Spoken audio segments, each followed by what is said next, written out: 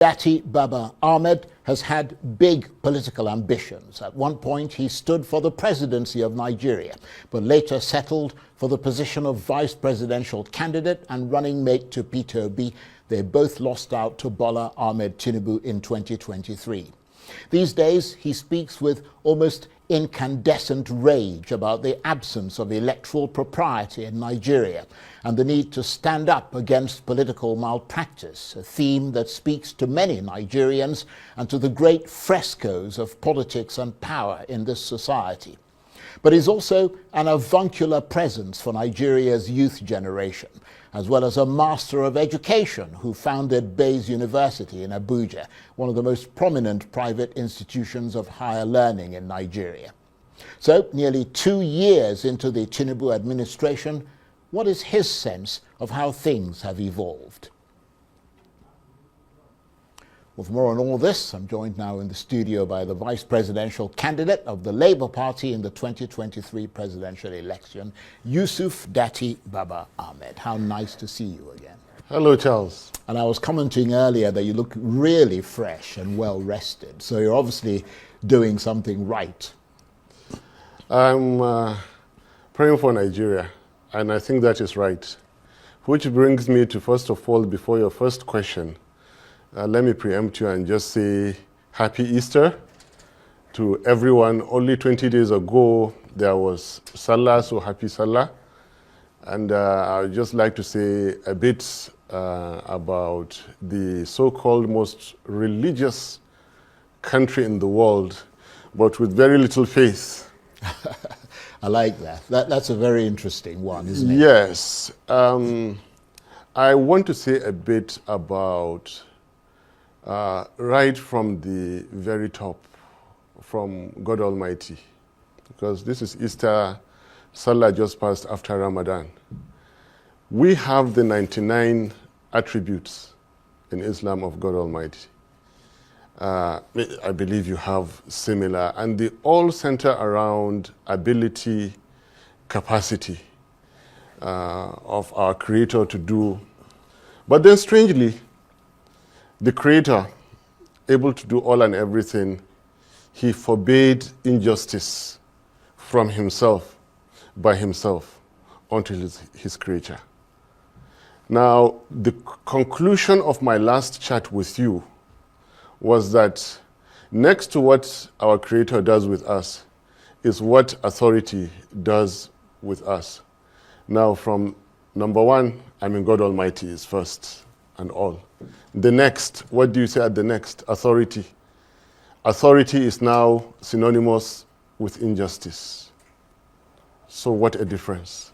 Well, let's take this from the just to absolute injustice. Well, let's take it systematically. Yeah. Because you mentioned the last time you were on this program. Since we last spoke on this program, I notice you have not backed down from your maximalist demands of calling out the Tinubu government as illegitimate, even though there is absolutely no sign of any capitulation on their part, or for that matter, that anyone is taking that assessment seriously. So you essentially remain in a deadlock on that front, yet you insist that democracy ended in Nigeria on 29th May 2023, the day Mr. Tinubu was sworn in as president.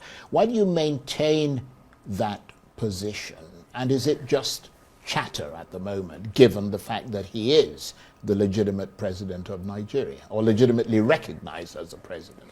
Thank you for that correction to yourself. Legitimately recognized. You see, a sworn-in government needs to be and must be consistent with the constitution of the country. And now, if I were to open the relevant sections to you that we have discussed before, they are at variance with the justice served on Nigeria. So with due respect to the justice system, it is valid to ask, did the custodians of the law do the lawful? And the answer is simply no. We do recognize that the courts have the power to do all and everything, But that all and everything must be justice. The sworn-in Tinubu Shetima government does not strictly comply with the Nigerian constitution as it were today. So it is not out of place for any objective mind to still call it unconstitutional. Mildly, one could say it is questionably constitutional. But then here's the big rejoinder to it. 9 out of 16 Nigerian leaders did not buy INEC forms. Yet they served their terms. One of them 9 years, General Gawan, President Babangida 8 years. Nothing could, they were not consistent with the then written constitution because the constitutions were suspended. The point I'm making is that you could be a president, you could be a head of state, you could be a leader, you could be a dictator. So long as you are allowed to remain there, and the big point here is that Tinubu was allowed and is allowed to remain there, despite the efforts of people like me. You remember my efforts. I called clearly for Tinubu Shetima not to be sworn in, and it was legal, it is legitimate up to now. Why? I gave my reasons. Then, did the Nigerian constitution have an alternative to that? Yes, of course, very constitutional. Ahmed Lawal could have served to, I think, 8th or 9th of June. And at the point of electing a new Senate president, he acts out the balance of 90 days during which a second or rerun election was to be held because Tinubu Shetima did not satisfy the demands of the constitution to be sworn in. However, it was allowed. I tried to legitimately form what I called then the Constitutional Crisis Resolution Group. All we had to do was to take 3 documents, the Constitution, INEC results, and the options. Go to Washington, Brussels, London, Addis Ababa, on 29th, occupy Eagle Square. Tinubu will not be there today. And the beauty of stopping injustice is that it will not perpetrate itself. Bad leadership is a virus. What do viruses do? They create more, they become more and more and more. We should have stopped this before it happened, and legitimately so, constitutionally so, irrespective of the powers, the DSS, the police, you simply serve a notice. You see, the word democracy is still having a great deal to be understood. When you have a democracy, it means that at some point in time, the people will come out and be the arbiters themselves. Right now, Nigerian governments are governments because they have the army, they have the police and all those security forces surrounding and protecting them while they misrule. And the Nigerian people have no propensity to really take up their government. Well, that is the meaning of democracy, that behind the Nigerian army, there is the army of the Nigerian people, whom if you transgress their constitution, they will come out against it. Well, now, bad leadership has realized the incapacity of Nigerians to come together and protect their rights. That is why I told you that if you cannot practice democracy, for God's sake, democracy is not for you. There were the hunger protests about last year also. But when you have 1,000 people doing what 1 million people should do, they will be trampled. Just one more thing. Because there are quite a lot of things we need to get to. I mean, I appreciate your sort of laying out your position there, but hopefully if we have time, we'll return to the issue of democracy. But let's discuss the political landscape in Nigeria today, because the fact is that President Tinubu is the president, and he's been president for the last 2 years. And looking at the state of the republic, with just about a month to go before he marks 2 years in office, what do you see? How do you assess those last 2 years? Well, complete disaster. And like I told you, they wouldn't stop the killings. They haven't stopped the killings. I didn't report it. You people reported the killings in Jos. and many and many and many before that, they will not stop the killings. They will not stop the stealing and the wasting of Nigeria's blessed resources. They cannot unite Nigeria. But is it really fair to say that? Because if you look at the United States of America, for example, they've got a very efficient police service, very efficient justice system and so on, but people get killed and massacred every day. I mean, you could say that the government isn't stopping it, but you can't preempt every crime, can you? I totally disagree with you.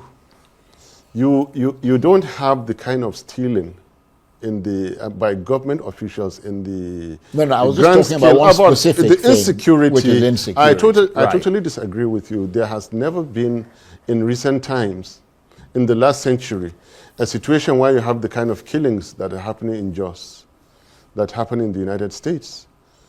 The U.S. Army has never bombed its own people. Nigerian Army does. Yeah, but the circumstances are different. No, look. I mean, Nigeria is fighting an insurgency, America isn't. Yes, but you have all sorts of crimes and uprisings. The analogy of the example between Nigeria and United States in this particular context is not that relevant, if you see what I mean. We have a hunter that has promised us for 12 years that when they ride out the Jonathan's government, there will be automatic security come with it. There will be automatic peace come with it. The economy will improve. The whole idea behind APC was a lie, is a lie. What did we notice when Buhari came in? Aggravated corruption, like never thought before. New dimensions to insecurity that you have been reporting. Well, I mean, I wasn't sure if you'd taken a pause there, but given that there is this kind of sepulchral silence at the moment, let me step in. Yeah. And move the point to the next thing, because again, as I said, we want to get to as much as possible. Yes. You have constantly argued, and a lot of Nigerians would agree with you, that Nigeria's relative decline over the years has been due, at least in part, if not in full, to a deterioration of the rule of law and the quality of this country's institutions, a disease which has left Nigeria vulnerable to the corroding influence, as you pointed out just a minute ago, of the grabbing hand of the rapacious politician. Could it be said that the rule of law is one of the biggest challenges facing the leaders of this country? Yes. But to make matters even simple for you, is just to put it very, very shortly, the quality of leadership in Nigeria has fallen to the ground. I'll quickly give you 2 examples. I'm not making it up. There is electronic evidence everywhere. A highly placed official of this government said, let everywhere burn. And the next day there were bombings in that state. A serving minister said, let the whole place burn. Please, go back to the 1980s. During President Babangida's time, a military governor just made a passing statement that if he were in service in 1966, he would have joined the coup. Immediately relieved of his commissioning, and that was it. Immediately. This minister who said, let the whole place burn, right now is waxing stronger and stronger and stronger in government. The Nigerian people are not calling for his head because he's too rich, he's too powerful. The president and the vice presidents are so incompetent, they are carried away by their 2027 agenda and the relationship between themselves, that they cannot call a highly placed cabinet member who says, let the whole place burn, for God's sake. Is this leadership? Is this the kind of leader he should have? He is so powerful that, as I speak here, I should be concerned of what he can do and he can't do. Is this leadership or is this brigandage? Well, I'll give you another example right. of how bad leadership has become, the way leaders think. Peter Obi gave scholarship, together with me, gave scholarship to a 17-year-old tricycle rider who returned 15 million found. And another elected official stood up and donated 250 million, $250 million, because Peter Obi and I gave scholarship, thinking that money is all about it. Why wouldn't such people go and steal the resources of their country, or of their states, or of their country? Leadership has crashed. The quality has crashed. Well, let me take Rule of law. Rule of law means nothing. Sure. Now in Nigeria, justice, okay, can be twisted to fit anything, to the extent that even when the Constitution clearly spells out the justice system can turn justice into injustice, because there is nothing the people can do. Well, you're Nigerians. The message is, look, you're Nigerians. You cannot come out. You cannot challenge. You cannot defend your democracy. So we will do what we want to do. Right. Until the day you can. But I'm very conscious of the fact that time is slipping away, and we've only got about 9 minutes or so left. I mean, we've gobbled up the first 20 minutes.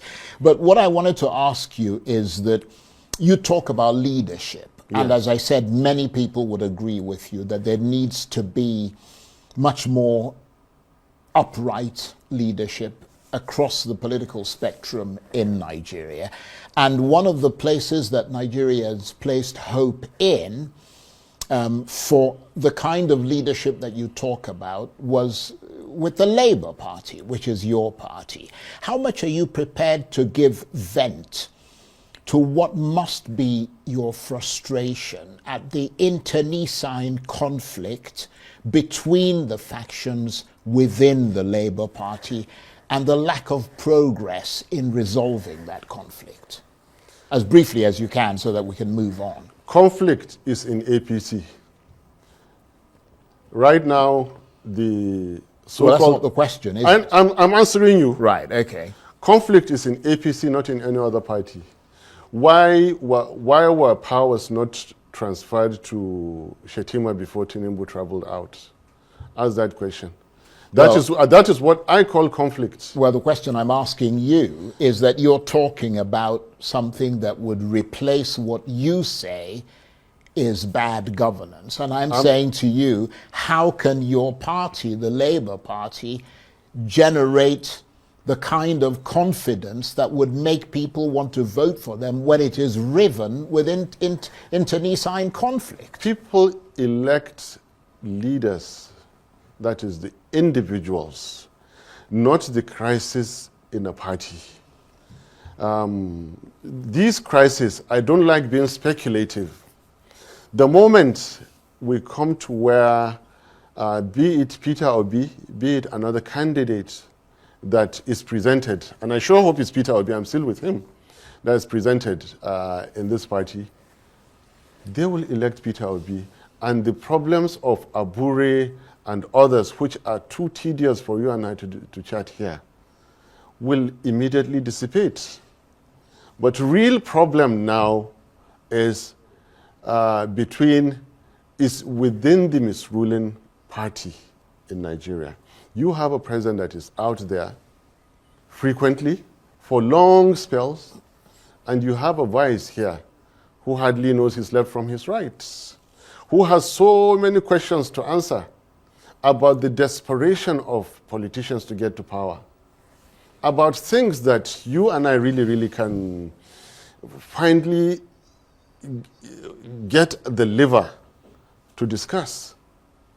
That is where problem is, and that's why I've told you that the quality of leadership in Nigeria has fallen to the ground. That is why anything goes. Anything absolutely. Right. Well, let's talk about the, because I'm sort of focusing on that issue of how you're going to put a party together, because you have to have a party, how you're going to have to put a party together that can actually challenge the current government. Let's talk about the reports of a coalition or merger between opposition parties. Conventional wisdom seems to suggest that if the opposition doesn't merge or form such a coalition, and we can see the latest threats from the PDP governors, for example, who seem to be turning their backs on that endeavor. It leaves you all the more vulnerable against the APC and President Tinubu in 2027, doesn't it? The last coalition that was formed,